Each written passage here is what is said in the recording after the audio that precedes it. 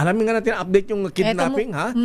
May yung pala nire-report nung kausap ko gabi na sabi niya, may barilan diyan kanina sa may City of Dreams. Ayan, sa may Macapagal Boulevard. Ito pala yun. Kidnapping pala yun, Eric. Oo nga, alamin natin lang kayang follow-up report at kumusta ang development dyan sa insidenteng yan.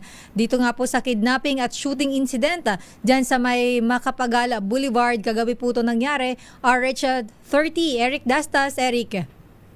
Tama, Mayor at Sister Ella. Tuluyan na nga nagwakas ang grupo na nasa likod ng mga nagaganap na abduction o kidnapping. Partikular na nga dito sa mga dayuhan na binibiktima ng itong mga ito. Pinumpalma mismo rin sa atin ni Direktor ng ATG na si Brigadier General Glycerio Cansilao na 4 yung napatay sa madugong enkwentro nila kagabi sa may bahagi ng Macapagal Avenue, sakop na ito ng Parañaque. Ayon dito nga kay General Cansilao, nakarecover sila sa mga sasakyan ng mga suspect ng iba't ibang conduction sticker, mga baril na ginagamit ng mga suspect, pera na nakuha sa sinasabing biktima na 78 anyos na Indian national. Subalit ito ay sinasabi na may papel na o sila ay Filipino citizen na.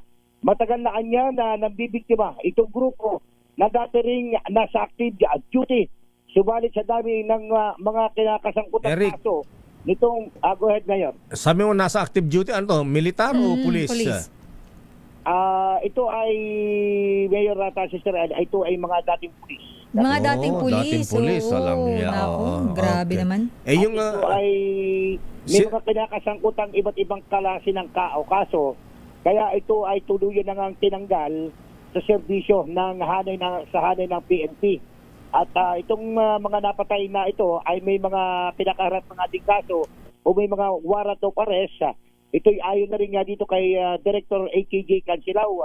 So yung mga nangyayari kagabi ay sa higpit na rin nga nung seguridad o yung paligid ay nagdulot nga ito ng matinding daloy ng trapiko sa magkabilang bahagi nitong northbound at southbound nitong Macapagal Avenue. Eric, sorry, ilan yung suspect dito sa kidnapping na nangyari kagabi at napatay ba lahat ng mga suspect? Ito yung yung 4 na nakasakay doon sa isang SUV ay ito yung nagpaputok agad, pinutukan yung mga na umaalalay o yung kumukonvoy na kasi parang naka-surveillance na itong mga suspect. Pero napatay ba sila? Napatay ba sila? Napatay ba yung mga kidnappers?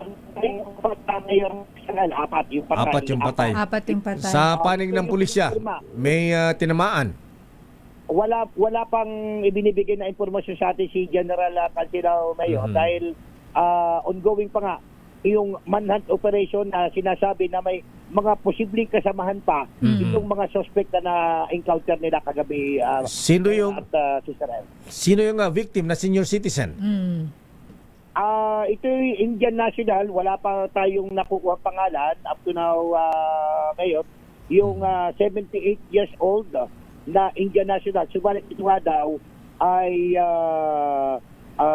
Filipino citizen na. Ayon na rin dyan. I-verify nila ito sa Indian i-verify natin kay James Kumar ng DICORP. James, kumusta ka na pare ko? Ha? Ayan, okay nga Rod. Maraming salamat, Eric. So, patuloy yung follow-up operation na sinasagay na may mga kasamahan na ito, Mayor at Sister L. Itong mga napatay na suspect sa madugong encounter nga kagabi dyan sa may bahagi ng Macapagal Avenue. Follow-up report, ito pa rin si Eric Dastas para sa unas. Dummy.